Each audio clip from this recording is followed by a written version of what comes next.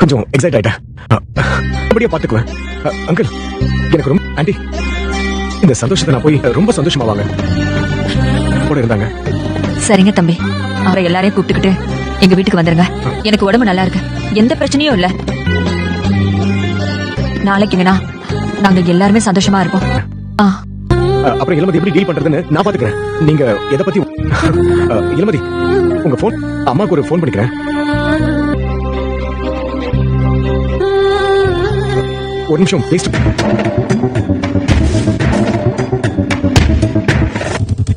வரமா என் நம்பர் அன்னைக்கு நீ இனிமே இளமதியோட வாழ்க்கையில நீ பிளாக் லிஸ்ட் தானே. நான் ஸ்கெட்ச் போட்டது எல்லாமே நடக்கும்.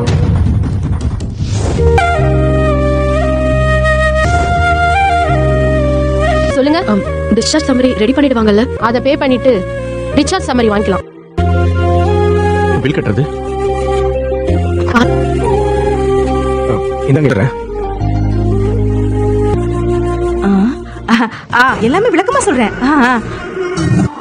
இவன் பண்றதெல்லாம் பார்த்தா ரொம்ப பயமா இருக்கு. நினைச்சிட்டு இருந்த விஷயத்த கரெக்டா என்கிட்டயே வந்து இவன் முன்னாடி நம்ம எல்லா விஷயத்துக்கும் ஒத்துக்கிற மாதிரியே பாத்துக்கிறதா முக்கியம்.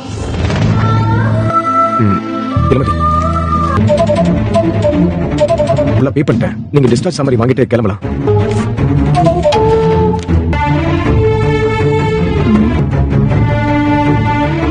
இளமதி ஒரு நிமிஷம் இப்படி வரீங்களா? சில விஷயம். போயிட்டு வாமா போ.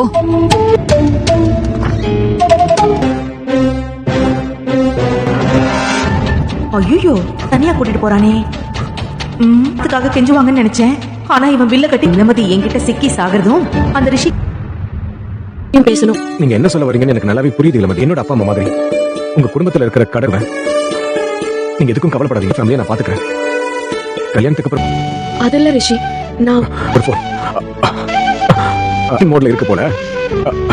ஹலோ, இங்க தான் இருக்கேன். ஒரு சின்ன ஒரு பர்சனல் இஷ்யூஸ். வந்துருவேன். உங்க போன் அடிச்ச மாதிரி இருந்துச்சு. இது எப்படிதான் திடீர்னு ரிங் ஆகுது, ஹேங் ஆகுது. நான் உடனே கிளம்பணும்.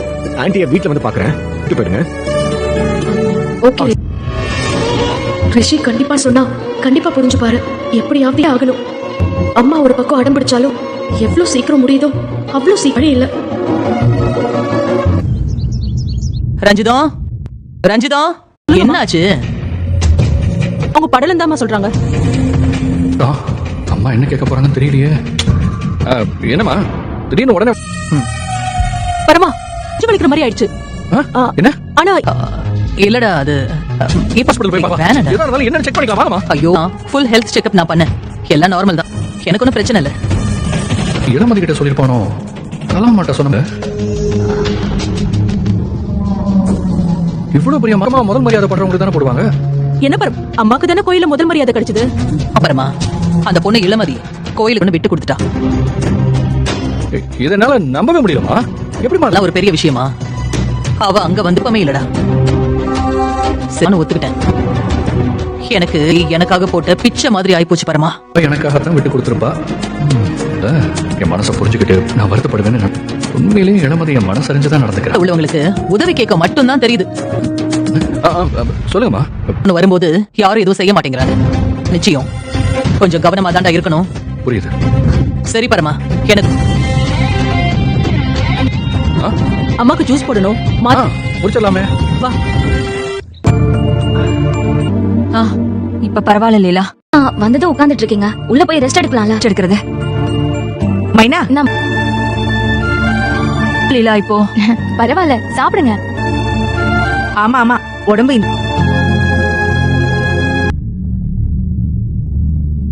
ஏகப்பட்ட வேலை இருக்குல்ல. இல்லம்மா, இளமதி எடுக்கல. இப்ப நீ முடியாம இருக்குன்னு போட்டோ எடுப்பான். எல்லா பிரச்சனைக்கும் காரணமே நீங்க தான். உங்களாலதான் அவன் ஒதுங்கி ஒதுங்கி நிக்கிறான். நான் இப்ப வரைக்கும் சரவணன் எப்ப அப்புறம் பாத்துக்கலாம். நாளைக்கு வீடெல்லாம் சுத்தம் பண்ணணும். இந்த வேலையெல்லாம் பாத்துட்டு இருக்கீங்க. முடியாம ஹாஸ்பிட்டல்ல படுத்து இப்பதான் வீட்டுக்கு வந்திருக்கேன். இப்ப எதுக்கு இவ்வளவு அவசரமா இதெல்லாம் பண்ணணும்? கல்யாணத்துக்கு ஒத்துக்காத இளமதி இப்பதான் ஒத்துக்கணும்.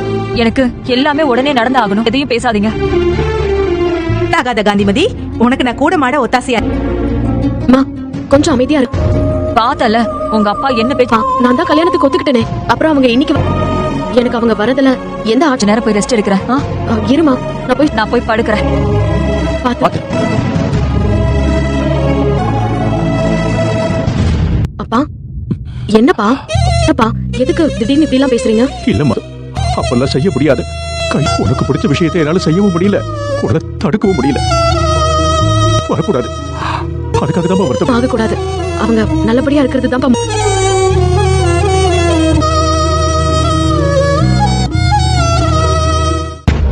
லீலாவதி உன்னோட இந்த வீணா போனவங்க கிட்ட சரண்டர் போது எனக்கு ரொம்ப அசிங்கமா இருக்கு இவ ஒருத்தி எப்ப பார்த்தாலும் இடி விழுந்த மாதிரி கத்தி சத்தியமா இங்க நடக்கிறது ஒண்ணுமே எனக்கு புரியல நித்தகமா இருக்கு திடீர்னு அவங்களுக்கு பழமா இருக்கேன் நான் பாத்துக்கிறேன் சொல்ற நீ திடீர்னு என்னமா இவங்க மேல இவ்ளோ கரிசனம் ஓவர் நான் என்ன செஞ்சாலும் அதுல ஒரு அர்த்தம் இருக்கும் அது இளமதி கல்யாணம் பண்ணிட்டு இந்த வீட்டை விட்டு போய் தொலையட்டும்டி போய் பெரிய போலீஸ்கார மாப்பிளையா அது இதுன்னு சொன்ன இந்த வீட்டு செவத்துக்கு கூட காது இருக்கும்டி தெரியுதானமா நீ நம்ம இப்படிலாம் பேசிட்டு இருக்க ஏய் இவ ஒருத்தி என்ன பண்ணலாம்